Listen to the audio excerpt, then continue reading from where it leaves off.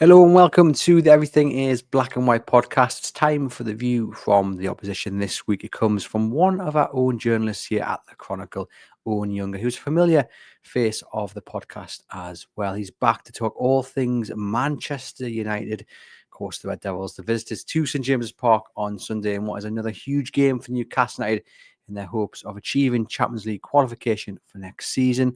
Owen, welcome back to the podcast. How are you keeping? Are you well? Yeah, I'm good. Yeah, thanks for having us. Obviously, back from Wembley, a couple of weeks kind of removed from that, which was a crazy experience. And yeah, it's kind of been it's good to be back and be back sort of more in my lane talking about my club. So yeah. Yeah, Owen joined us on the weekend down at Wembley. He went down on one of the supporters' buses and reported back on that experience. What was it like?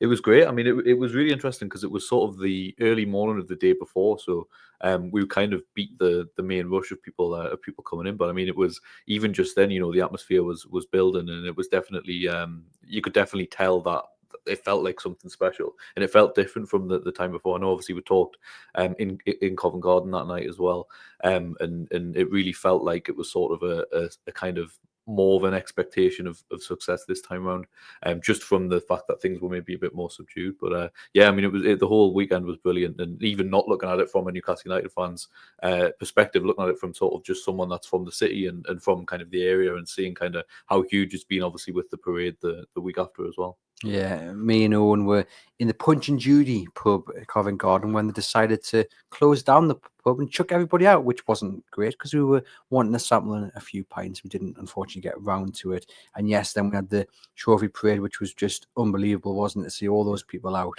It was brilliant. I mean, I was sort of doing the live blog on the day of that, so I was kind of putting everything together and collating a lot of stories of the crowds and everything, and putting the posts in, and even just seeing kind of from that perspective, seeing kind of the sheer amounts of fans. I mean, there was the pictures being taken from this office, that one that's kind of went fully viral, that I think Aaron took, in terms of the like, you can just see the vastness of people. It was crazy to see, and I think it's the type of thing Newcastle United have a lot more success and win countless more trophies. I think we'll never quite see that level of like anticipation and excitement again, because it was just like the culmination of what had been such a long wait. Yeah, something we'll never ever forget. I have prepared Owen for the comments that usually come on our YouTube channel when he comes on. Yes, he's a Geordie with a very thick Geordie accent, and yes, he supports Manchester United.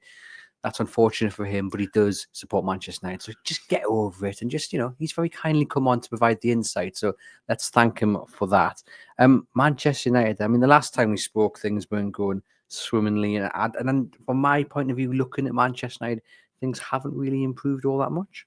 Yeah, I mean, it's been hard. I think it's sort of, obviously from when we last spoke, there's been the a lot of change. There's been kind of it feels like the only change that really hasn't happened actually has been on the pitch from the point of view of results. I think we've seen a lot of change. Obviously, we've seen the team trying to adopt a new style of play. We've seen a new signing in Patrick Dorgu, and kind of trying to get people in the right situation and in the right place on the pitch that they need to be to play this new Amarim system.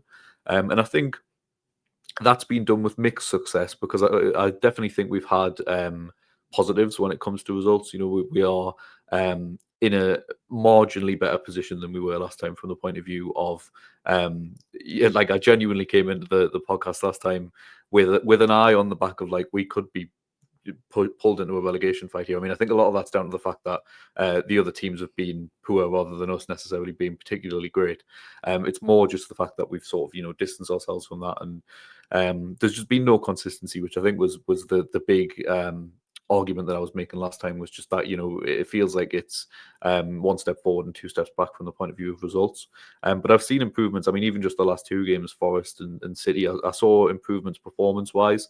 The results didn't necessarily reflect that, and I think that's the next step now, is trying to put away the chances that we're creating and actually getting good results out of what have been half decent performances, in my opinion. And we are recording this on Wednesday afternoon ahead of Man United's game against Lyon, which takes place on Thursday evening. So bear that in mind. It might be a tough game for Manchester United. They might pick up a couple of injuries. Who knows? But just bear that in mind as we're talking about what to expect on Sunday. But in terms of that game against Lyon, they're fifth in the French top flight. It's not going to be an easy game for Manchester United. Do you fear that it will have an impact on their freshness for Sunday? Absolutely. I mean, I think it's the biggest sort of thing against competing in the Europa League rather than in the Champions League is that you do have that sort of less of a turnaround after the Thursday night game, and I think that's definitely something that could play a part because I mean, you've seen that with other teams in the past. I think you've seen that with Newcastle. I mean, when you don't have those European games, you are able to be more consistent. You are able to keep fielding by and large the same 11, obviously with the exception of injuries. So I feel like it's definitely it definitely could play a part from that point of view. And I also think it's going to be a tough game in terms of duels, and they're going to be two teams that are wanting to compete at this stage in the competition. Two teams who you could say would potentially go on and win it. I mean, I think any team in that Europa League last 8 you would think has a chance. So I think it's going to be one of those where it's going to be hardly fought and tightly contested, and that worries me from the perspective of, like you said, potentially picking up a few injuries, which we really need to avoid for the rest of the season. And of course, by the time this comes out, we will know the team that has played against Lyon. But do you foresee Amarin choosing to prioritise the Europa League over the Premier League and the clash on Sunday? Potentially. I mean, I think that obviously with the situation we're in this season, obviously 13th in the league, and in a position where we're not going to get European football from the league placement, and that's been the case for a while now. And I think because of that, it's maybe more expected than it would be otherwise that we would get that would look to prioritise the Europa League as the competition, because that is the only way now that we would get into Europe next season, the Champions League next season. So I could see that potentially happening. I mean, I do feel like Amarim is one to rotate generally. I think it's very rare that I've seen him pick the same team 2 games in a row, like whether that's up front with Xerxes Hoyland, whoever starts there, or with the 3 centre backs. I think there's a lot of kind of potential for change, but I do think that he will certainly be thinking, to be in the position we want to be next season, and the biggest thing is the money, to bring the Champions League money in to allow us those the shackles off when it comes to spending. He will know that the Europa League is the way to do that, and at this point the only way to do that. So I definitely think there could be an element of prioritising that over as important as the Premier League games still are. We're playing for pride, I think, in the league at this point, and trying to get into the top half rather than it being a case of we're playing for an achievement like a lot of other teams are. And as bad as Man United have been over the past decade, so to speak, in comparison to what they were like under Sir Alex, to actually be looking at the league table and seeing Manchester United down where they are, it still takes quite a lot to get used to that. We're not talking about this fixture in terms of both teams having European football rest on it. It's just solely Newcastle United looking for that Champions League spot, knowing that really they have to beat Manchester United if they're going to fend off the likes of City and Chelsea and Aston Villa to that 4th or now 5th place as well. When you look at Newcastle United as hosts on Sunday, are you fearing travelling up to Tyneside? I mean, certainly there was something, I think, obviously, after the final. I think I was looking ahead at this game with a few games in between and thinking, there's the potential for not necessarily, taking teams lightly after winning the trophy, but potentially, a bit of a cup final hangover when it comes to the celebrations that happened. Obviously, there was the international break straight after that, and then it really seems like the team have picked up where they left off from that point of view, which was something that I was in the back of my mind hoping wouldn't happen a little bit, and we wouldn't quite face the Newcastle United that we saw against Liverpool in the final.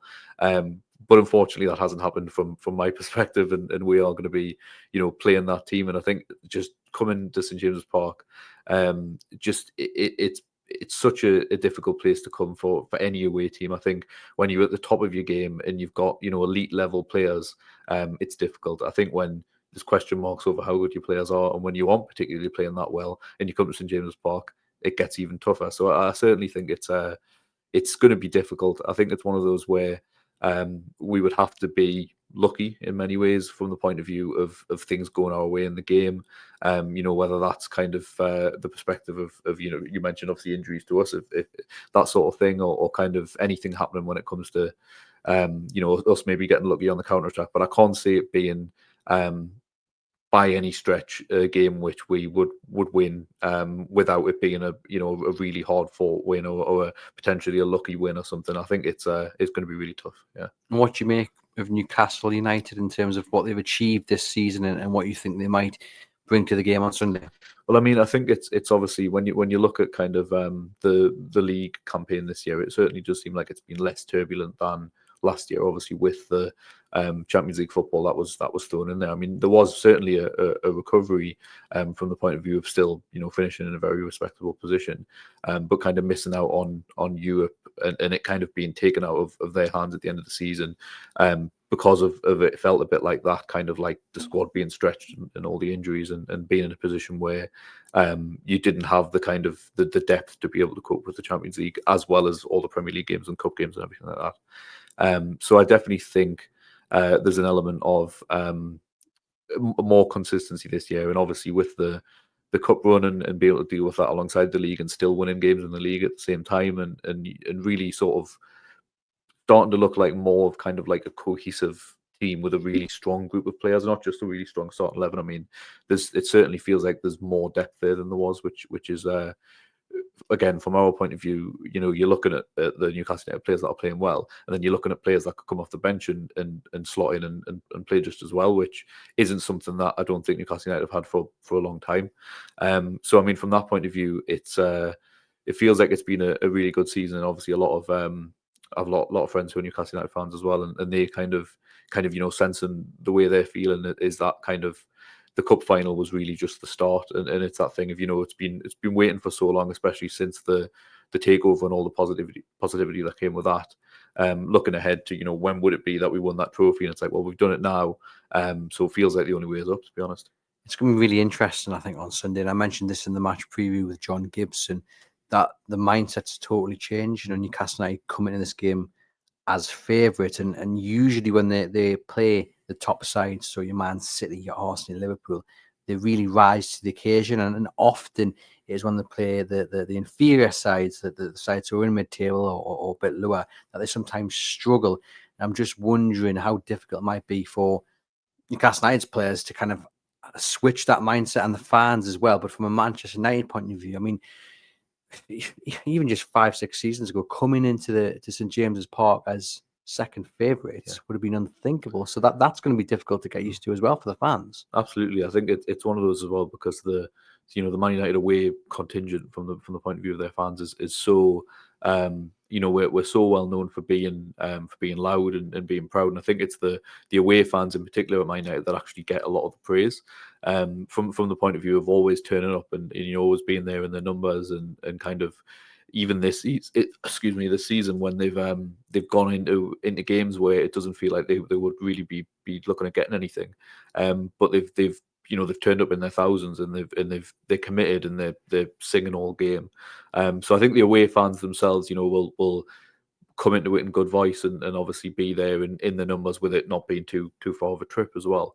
But I definitely think, fans going into that game, I mean, it really is such a shift in mindset, like you said, because going into a game with Newcastle, I mean, me growing up, obviously, from the perspective of kind of, say, I've watched my Newcastle games with my friends who are Newcastle fans in the past, and there was always that kind of thing built into me, that expectation of like, okay, I think we should probably win this, or it's sort of based on history and historic results. I would go into it thinking, we'll win this. And there was games, obviously there was the Matty Longstaff goal. I remember that. There was the 1-0 when he scored, and that was a game which took me by surprise at the time, because it wasn't something I was used to. I mean, I wasn't used to Newcastle getting the better of Man United. So that's become a lot more regular, and it's definitely been something that's happened a lot more in the league. So I feel like it's taken some getting used to for Man United fans, but it's something I think they're starting to accept now, because it's not really felt like it's been an upward incline for a while. It's kind of just felt like we're stagnating, and we're always going to start breaking the unwanted records from the point of view of, you know, picking up the least points in a season or losing to teams that we'd never lost to before. I mean, it feels like that happens every couple of weeks at this point. Yeah, so I guess if Newcastle United do beat Manchester United on Sunday, it won't maybe come as much as a surprise to yourself. No, I wouldn't say it would be a surprise. I mean, it's I really think the last sort of 3 or 4 Man United games where we haven't won, I've come out of them thinking, you know, we maybe if other things had gone our way there, we maybe could have like we could have won or we could have got something. Because I think we played quite well. Like I think the Forest game's a really good example of that. From the point of view of I mean, you know, Anthony Elanga, one that we let go, scored a really good solo goal there, and I think from that point onwards, we were the better team. We didn't have a player to put away the chances that we created, but in terms of the way that the game went, I really think we could have got something out of that. And even the game on Sunday, the Manchester derby, which was admittedly a very boring Manchester derby, the most boring I've ever seen. But it was one of those where I thought, you know, I feel like we shaved it a bit and we kind of had the better of the chances and looked like we could have.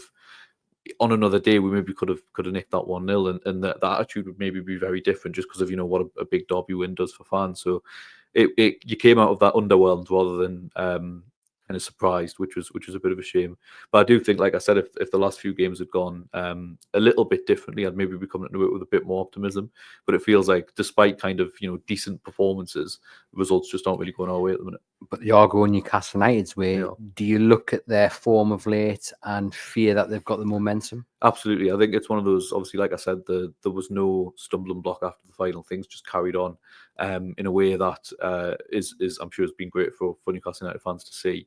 And there was definitely that continuation, I think, from the sort of joy and the jubilation that all the players would have gotten as well, and the staff and everyone around the club, that they've then been able to go, right, okay, we're going to refocus that and keep it moving forward rather than like treating this like the end of the season, because I definitely think there was a danger of that. It'd be like, okay, we've done what we set out to do now, take the foot off the gas a little bit, which, you know, might not have even necessarily been done consciously, but I think teams certainly in the past have been guilty of doing that. But no, I feel like it's been a continued kind of accelerator forward to the end of the season. So I definitely think it's a worry from the perspective of it not really looking like they're a team that can be beat at the moment. Now, we were talking about this in the office, and I asked John Gibson this on the match preview as well. Newcastle United / Manchester United combined starting 11. Now, I want you to answer it honestly. Okay. How many Manchester United players would get into that starting 11? Because from my point of view, Bruno Fernandes, and that's being generous. I don't think a single one of those players, based on form right now, gets in ahead of. I would make a strong case for Bruno, but I really don't think there's anyone else that I could make that case for. To be honest, but it's I mean, I'm trying to think. Is there anyone that I would say would be? I think on form, you'd have to say that Bruno would be the only one that I would say deserves it for the way that he's played. I think, if you're looking at literally everyone else in that, obviously, I'm thinking about it in my head from the point of view of the formation. And if I think anyone would deserve to be in there, I think if you're looking at Newcastle United's strongest 11, you know, when they have everyone fit and everyone playing well, I think it probably is just Bruno Fernandes. And like you said, I mean, you've got such a good midfield three that you have to find somewhere for him to fit in. I mean, I would personally, you know, feel like he would need to be in there from the perspective of what I've seen for the last 5 years since he's been at the club is that he's done so much just on his own, and it's like he's dragged us through games and has really kind of like put the club on his back at times when no one else has really been doing that. And I think, you know, I'll always have a lot of kind of like love and respect for Bruno Fernandes for that reason. So he's the only one that I would say, you know, I feel like should be in there.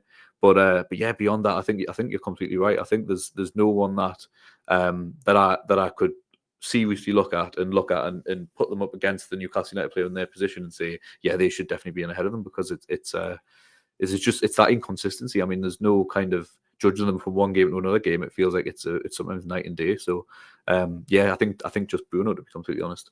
Let us know in the comments your combined starting 11. And a reminder, this episode is sponsored by NordVPN. Do hit the link in the podcast description box for an exclusive offer on your NordVPN plan. One subscription can be used on 10 devices, so you can protect all your devices and support the podcast at the same time.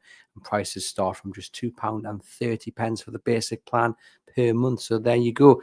In terms of that midfield that you mentioned there, I always feel like the midfield in any game is absolutely key. I think you win the midfield and you win the game.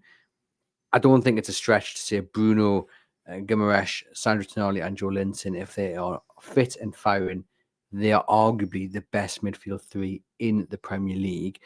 Do you fear that battle in the middle? Yeah, I mean, I think for a few reasons. I think obviously one, from our point of view, is the formation. I think, you know, the with when you're playing with five at the back, obviously you have when you're going forward, you have the three, and you have the two wide players kind of pushing, and then you sometimes potentially have a striker going in, centre back, sorry, going into midfield, and your striker sometimes coming back, obviously to provide balls for the two attacking midfielders. But I think when it comes to the two sort of holding midfielders, one of which has been Bruno Fernandes for us a lot this season. He's been playing in that deeper role.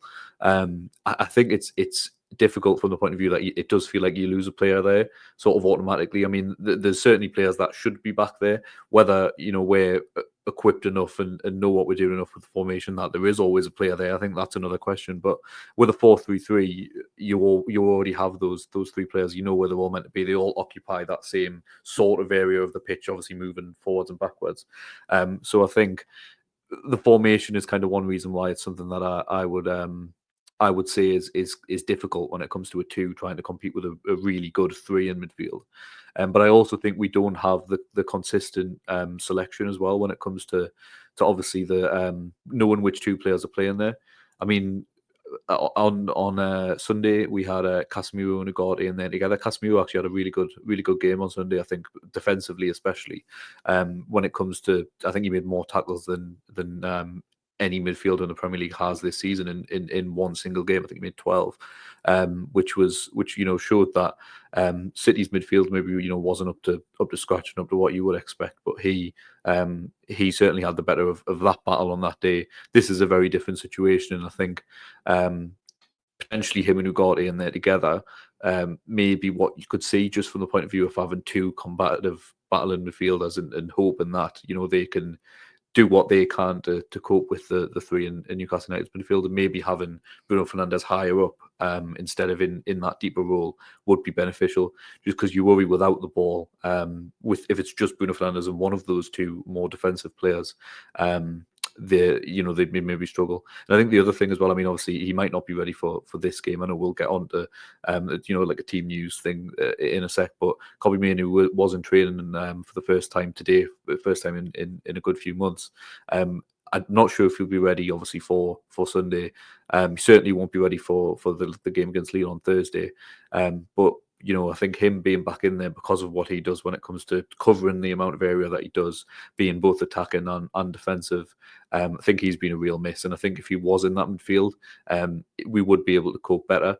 But looking at the team that I'm expecting, which wouldn't have him in it, given Amarim's track record for kind of wanting to ease players back in, I do certainly worry, because I think whether it's, you know, Casemiro and Ugarte in there together, you look at Casemiro's pace and not necessarily being able to keep up with the Newcastle United players. Obviously, you look at kind of Bruno and Joe Linton, especially in terms of their speed and their power and the sort of their technical ability as well. Obviously, Tonali as well from that perspective. But I think it's one of those where you'd look at the midfields kind of side by side, and you look at one that doesn't really know what its best midfield is, and you look at the other three that, like you said, is one of, if not the best midfield in the league, and it really is no comparison. So I think it would really take something special for us to be able to deal with such a dangerous three players in the middle of the park. And Tino Livramento has really impressed in recent weeks, filling in for Lewis Hall, who of course is out until next season. But Livramento has looked right at home at left back. He's kept some top wingers quiet over recent games. But going forward, we saw it against Leicester. It just looks at ease when he's allowed to roam. I mean, how are you stopping Tino Livramento from getting that attacking advantage? But also, do you back him to stop whoever your winger might be on that flank? Well, that's the thing, is obviously so with the formation and the way that we line up, we tend to have more often than not. I mean, a lot of the time this season, it's actually been Diogo Dalot on the left hand side until we signed Patrick Dorgu in January, who is naturally left sided. So he has come in as the left-sided player whilst Luke Shaw's been injured, whilst he's been the only one that can really do that. Obviously, he's very young and still learning, and he's had some good games, he's had some not so good games, so he's certainly one that I think is kind of one for the future. But looking at the side you were talking about, it will be Diogo Dalot on that side, potentially with Nusayr Mazraoui next to him, which I think, from that perspective, you're looking at kind of two quite dynamic players next to each other when it comes to them being fullbacks that are kind of acting as one's acting as a wing back, one's acting as a third centre back. So it's a little bit of kind of square pegs trying to fit round holes. I think where you've kind of got players where they can be, from the perspective of making this system work. But yeah, obviously you mentioned Livramento and his kind of success that he's had going forward, and I think that really would be a case of whoever that right centre back is, whether it could be Lenny Yoro, potentially could be playing on that side, getting close to him and potentially, trying to stop him without obviously getting pulled out of his position and kind of creating massive gaps. Because I think if you look at Diogo Dalot on his side, he is quite good at getting forward and back, so I feel like he will be able to cover that space. But if he's left forward and Livramento, wins the ball back and is able to get forward, then it will take one of the three centre backs to kind of have to push up and deal with him sooner rather than later, so that he doesn't have the opportunity to play a killer pass that could open us up. And in terms of Alexander Isak, he looked a bit off against Leicester City on Monday, but still a man who finds the net with relative ease. Does he worry you?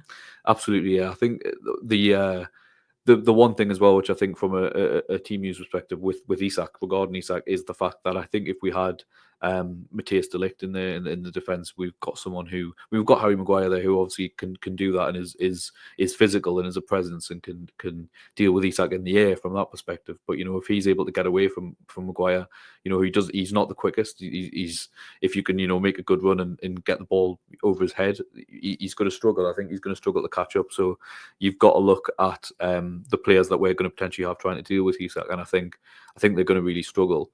I think obviously looking at I'm expecting it to probably be, I would say Maguire, Yoro, Mazraoui would make the most sense as the three, just in terms of who's out injured, who's fit, in terms of So I feel like it's that would make the most sense from the perspective of dealing with Isak. It would be Maguire that would be on him, but I think De Ligt's just a bit better technically and in terms of his position and knowing where he needs to be. So I think missing De Ligt specifically for him to go up against Isak is a big miss, because he's the only defender that I look at and think he has the most kind of experience and nous of dealing with really good strikers, or attempting to deal with really good strikers that a lot of the other defenders don't have, and they don't have that same kind of level of experience and success. So I think he's going to be a big miss, and I think Isak could definitely profit from us not having him at the back.